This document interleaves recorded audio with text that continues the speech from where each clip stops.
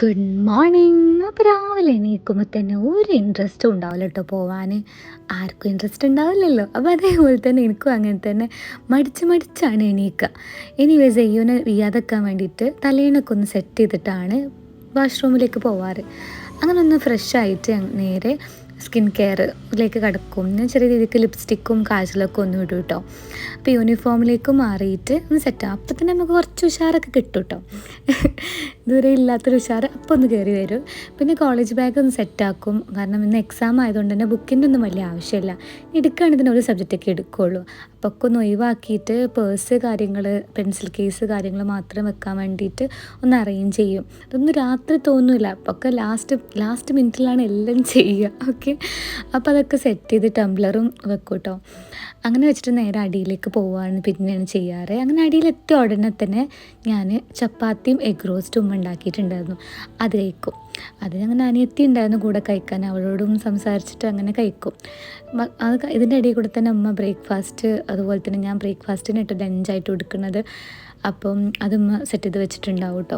അപ്പം ഞാനാണെങ്കിൽ എനിക്ക് തണുത്ത വെള്ളമാണ് പോവുള്ളൂ വെള്ളത്തിൽ കേട്ടോ. അല്ലെങ്കിൽ വെള്ളം കുറച്ച് കുടിക്കുള്ളൂ.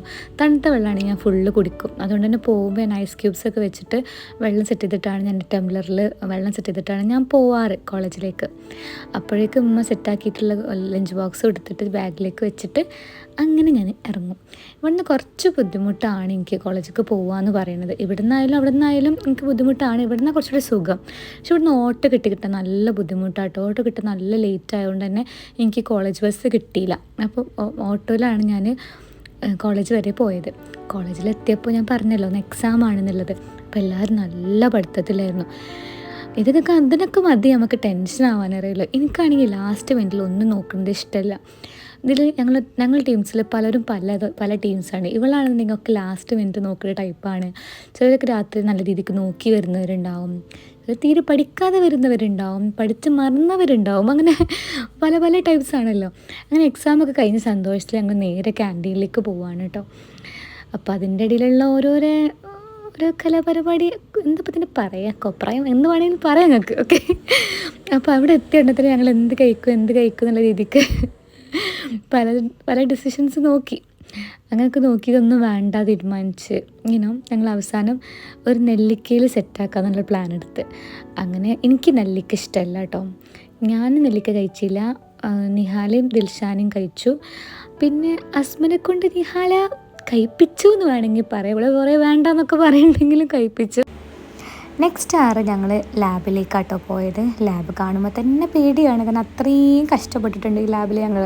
അപ്പോൾ അൽഹംദുലില്ലാഹ് എല്ലാം കഴിഞ്ഞ്. അപ്പോൾ അതൊക്കെ കഴിഞ്ഞപ്പോൾ ഞാനും അസ്മയും കൂടെ ഒന്ന് ഫുഡൊക്കെ കഴിക്കാൻ വേണ്ടിയിട്ട് ഇറങ്ങാനുള്ള രീതിക്ക് അങ്ങനെ മഞ്ചേരി എത്തിയപ്പോൾ അറേബ്യൻ മാളിലുള്ള കടില്ലോയിൽ കയറി. അവിടെ ഒരു ഫുഡ് കോർട്ട് ഉണ്ടല്ലോ, അവിടെ ആകെ കടില്ലോ മാത്രമേ ഉള്ളൂ കേട്ടോ. അവിടെ കയറിയിട്ട് ഞങ്ങൾ ഫുഡ് കുറച്ചൊക്കെ ഓർഡർ ചെയ്ത്. അപ്പോൾ എന്താ ഓർഡർ ചെയ്തത്, എന്താ കഴിച്ചെന്നൊക്കെ ഉള്ളത് ഞാൻ ഷോർട്സ് ഇടുന്നുണ്ട്. ഇന്ന് തന്നെ മേ ബി ഞാനിടും. അപ്പോൾ ഞങ്ങൾ ഫുഡൊക്കെ കഴിച്ച് എൻ്റെ ഇടയ്ക്ക് തന്നെ ജ്യൂസും കാര്യങ്ങളൊക്കെ വന്നു. അപ്പോൾ ഞങ്ങൾ നല്ല രീതിയിൽ സംസാരിച്ച് ഉമ്മാക്ക് കുറച്ച് സാധനങ്ങളൊക്കെ വാങ്ങാനുണ്ടായിരുന്നു. അപ്പോൾ അവിടെ തന്നെ ഉള്ള സൂപ്പർ മാർക്കറ്റിൽ കയറിയിട്ട് ഞാനും അസ്മയും കൂടെ സാധനങ്ങളൊക്കെ വാങ്ങി. ഈ ഫ്രണ്ട്സിൻ്റെ കൂടെ സാധനം വാങ്ങുമ്പോൾ വേറെ രസമാണ് കേട്ടോ.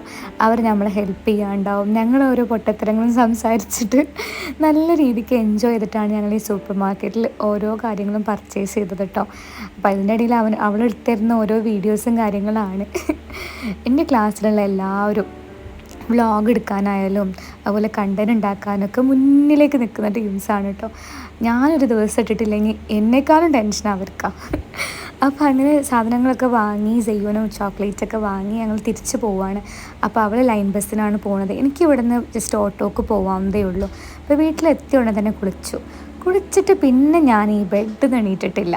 പിന്നെ ഫുൾ പണി ചെയ്യുന്നു കേട്ടോ. അപ്പോൾ മീനുവിന് എന്തോ അസൈൻമെൻറ്റൊക്കെ ആയതുകൊണ്ട് തന്നെ നട്ടപ്പാതിര വരെ പിന്നെ ഞാൻ ബെഡിൽ നിന്ന് എണീറ്റിട്ടില്ല. ഈ പഴത്തിൽ ഒതുക്കേണ്ടി വന്നു, നൈറ്റ് ഫുഡ് വരെ. അപ്പോൾ അവൾ എനിക്ക് പ്രാക്ടിക്കലിന് കുറേ ഹെൽപ്പ് ചെയ്തതാണ്. രാത്രി ഞാൻ കുറേ കഷ്ടപ്പെട്ടിരുന്നപ്പോഴൊക്കെ അവളാണ് എന്നെ എഴുതാൻ സഹായിച്ചതും കൂട്ടിരുന്നതും ഒക്കെ അവളാണ്. അപ്പോൾ നമ്മളത് തിരിച്ചും ഹെൽപ്പ് ചെയ്യണ്ടേ. ഇതൊക്കെ അവളെ ഡിസൈൻ ചെയ്തത് കേട്ടോ. അത് ഞാൻ പ്രത്യേകം എടുത്ത് കാണിച്ചത്. ബാക്കിയൊക്കെ ഞാൻ ഡിസൈൻ ചെയ്തതാണ്. അപ്പോൾ ഇതും അവൾ ചെയ്തതാണ് കേട്ടോ.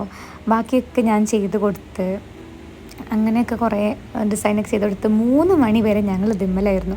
അതുകൊണ്ട് തന്നെ ഞാൻ രാത്രി കിടക്കുന്നൊന്നും എടുത്തിട്ടില്ല. ഇത് കഴിഞ്ഞ ഉടനെ തന്നെ ഞങ്ങൾക്ക് കടന്നതേ ഓർമ്മയുള്ളൂ. ഒറ്റ ഉറക്കമായിരുന്നു. എന്തായാലും രസം ഉണ്ടെങ്കിൽ പറയുകൊണ്ടിട്ട് കമൻറ്റ് ഡൗൺ ബിലോ. അപ്പോൾ എത്ര